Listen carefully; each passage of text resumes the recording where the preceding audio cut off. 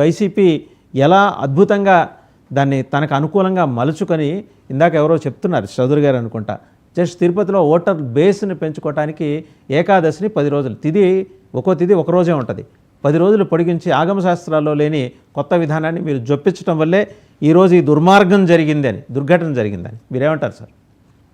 Sir నమస్తే అండి వాసుదేవన్ గారు, మీకు అలాగే తోటి ప్యానలిస్టులకి 99 టీవీ వీక్షకులందరికీ కూడా గుడ్ ఈవినింగ్ అండి. ఇరు తెలుగు రాష్ట్రాల ప్రజలందరికీ కూడా సంక్రాంతి శుభాకాంక్షలు అండి. సార్ ఒకటి, ఆడున్న మిగతా మిత్రులకి ఆగమ శాస్త్రం గురించి కొంచెం హిందుత్వం గురించి ఎంత ఉందో లేదో తెలియదు, కానీ కొద్ది గొప్ప నేను కొంచెం హిందుత్వం గురించి అవపోషణ పెట్టిన సార్. ఓం నమో వెంకటేశాయ సార్. సార్ అసలు 108 దివ్యమైనటువంటి వైష్ణవ క్షేత్రాలు ఉంటాయి సార్ ఈ భూమి మీద సార్. వైకుంఠం తర్వాత 108 దివ్యమైన ఏదైతే వైష్ణవ క్షేత్రాలు ఉంటాయి, వాటన్నిటిలోకి ప్రప్రమదమైనది ఏంటో తెలుసా సార్? ఏదైతే శ్రీరంగంలో ఉన్నటువంటి నామ పెరువాల్ లేకపోతే శ్రీరంగనాథుడు సార్. ఆయన మాత్రమే భూమి మీద అత్యంత విశిష్టమైనటువంటి వైష్ణవ క్షేత్రం అక్కడ సార్. ఆగమ శాస్త్రంలో వాస్తవం చెప్పాలంటే సార్, వీళ్ళకి తెలుసో తెలియదో, విష్ణు పురాణం అని ఒకటి ఉంటుంది సార్. పురాణాలకు సంబంధించి శ్రీ మహావిష్ణువుకు సంబంధించి విష్ణు పురాణం అని ఒకటి ఉంటుంది.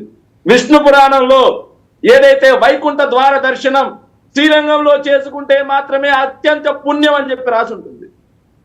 తర్వాత కాలగతిన ఏదైతే పెరిగిన రద్దీ, అందరూ శ్రీరంగంకి వెళ్ళి చేసుకునే వెసులుబాటు లేదు కాబట్టి అన్ని వైష్ణవ క్షేత్రాలకి ఈ ఉత్తర ద్వార దర్శనం అనేది వెళ్ళింది.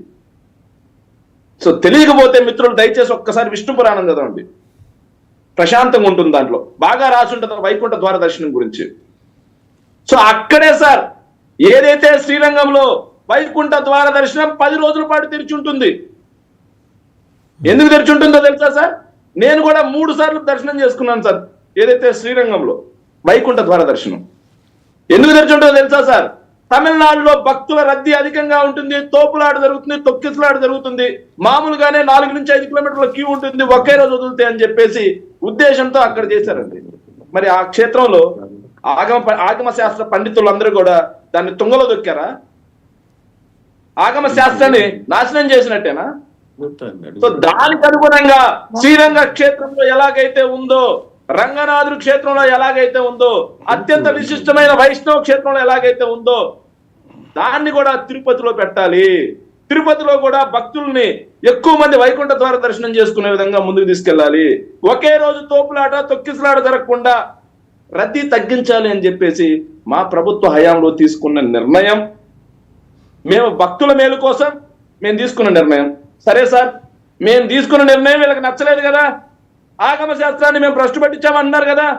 మరి వీళ్ళు ఆగమ శాస్త్రం మేము భ్రష్టు పట్టించామనే మాట నిజమై ఉంటే వీళ్ళు దాన్ని సరి చేయొచ్చు కదా. ఎందుకు చేయలేకపోయారు సార్? టోకన్ల సిస్టాన్ని రద్దు చేయొచ్చు కదా. ఎందుకు చేయలేకపోయారు సార్? ముఖ్యమంత్రి వాళ్ళే, ఉప ముఖ్యమంత్రి వాళ్ళే, దేవాదాయ శాఖ మంత్రి వాళ్ళే, చైర్మన్ వాళ్ళే, ఈఓ వాళ్ళు పెట్టినతనే, అడిషనల్ ఈఓ వాళ్ళు పెట్టినతనే, ఏదైతే బోర్డు వాళ్ళు పెట్టిన వాళ్ళే. మరి ఎందుకని నిర్ణయం తీసుకోలేకపోయారు సార్? జేఈఓని వాళ్ళు పెట్టలేదండి, మీరు గమనించాలి దయచేసి. అడిషనల్ ఈఓ సార్, అడిషనల్ ఈఓని ఎవరు సార్ పెట్టింది? నేను చెప్పే జేఈఓ గౌతమ్ గారిని వాళ్ళు పెట్టలేదు. నేను మాట స్పష్టంగా సార్, ఆవిడకి నిర్ణయం తీసుకునే అవకాశం లేదు కదా సార్. నిర్ణయాధికారం ఎవరి చేతిలో ఉంది? నిర్ణయాధికారం బోర్డు చేతిలో ఉంది, ఈఓ చేతిలో ఉంది, అడిషనల్ ఈఓ చేతిలో ఉంది. సో వాళ్ళు తీసుకోవచ్చు కదా. ఎందుకని చెప్పి టోకన్ సిస్టమ్ రద్దు చేయలేదు? ఎందుకని చెప్పేసి 2 రోజులకే దర్శనాన్ని కుదించలేదు? కేవలం సార్ వాళ్ళ చేతగానితనం, చేవలేనితనం, అసమర్థత. కుట్రకోణం లేదంటారా ఇందులో? మీ వాళ్ళు ఉన్నారంట కదా, మీ వాళ్ళు ఉన్నారంట కదా. ఆగండి సార్, ఆగండి, దయచేసి ఆగండి సార్, దయచేసి డిస్టర్బ్ చేయదు సార్. అక్కడ ఏదైతే రామానాయుడు గారు చెప్పినట్టు నీకు 15,000 అన్నట్టు, నేను ఇక్కడ జనసేన వాళ్ళకి, బీజేపీ వాళ్ళకి, టీడీపీ వాళ్ళకి అందరికి సమాధానం చెప్పాలి సార్. ఆగండి సార్ దయచేసి. సార్ ఒకటి ఏంటంటే, ఎందుకని చెప్పి వీళ్ళు తీసేయలేకపోయారు? వాళ్ళ చేతగానితనం. ఇంకోటి, రవికిరణ్ గారు మాట్లాడుతున్నారు, నిజంగా రాజకీయాలు ఇంతకు మించి సిగ్గుచేటు ఇంకోట్లేదు సార్, ఇంతకు మించి దిగజారిన మాటలు ఇంకోట్లేవు. దయచేసి మిత్రుడు గమనించాలి రవికిరణ్ గారు. ఎందుకంటే సార్, బీజేపీ పార్టీ హైందవ ఉద్ధరణ కోసం పుట్టిన పార్టీ, హైందవుల కోసం పుట్టిన పార్టీ. జరగని లడ్డూ కల్తీ కోసం అందరూ భజనలు చేసుకుంటా వస్తారు ఇట్లా వీళ్ళ పార్టీ వ్యక్తులందరూ. ఇక్కడ జరిగితే ప్రమాదం జరిగితే కనీసం వాళ్ళ పార్టీ అధ్యక్షురాలు, వాళ్ళ పార్టీ రాష్ట్ర అధ్యక్షురాలు పురంధేశ్వరి గారు ఎక్కడికి పోయారు సార్? ఆమె జైలు పుట్టిన దొంగ ఆమె ఎక్కించుకోవడం. లేదండి, సారీ 8వ తారీఖే క్షమాపణ చెప్పారు ఆవిడ. Sorry sir. అవును సార్. 8వ తారీఖు రాత్రి క్షమాపణ చెప్పారు. మీరెవరు సార్ చెప్పడానికి? మీరు కాదు కదా. ఆవిడే చెప్పారండి, ఆవిడే క్షమాపణ చెప్పారు. ఎక్కడ చెప్పారు? ఎక్కడ చెప్పారు? నేను చెప్తున్నాను. 8వ తారీఖు రాత్రి 9వ తారీఖు తెల్లవారుజామున 1:36 క్షమాపణ చెప్పారు ఆవిడ. సార్ మధ్యలో దయచేసి సార్ వాళ్ళు నేను మధ్యలో రానులేండి, కానీ క్లారిఫికేషన్ ఇచ్చారంటే నేను మధ్యలో రాను.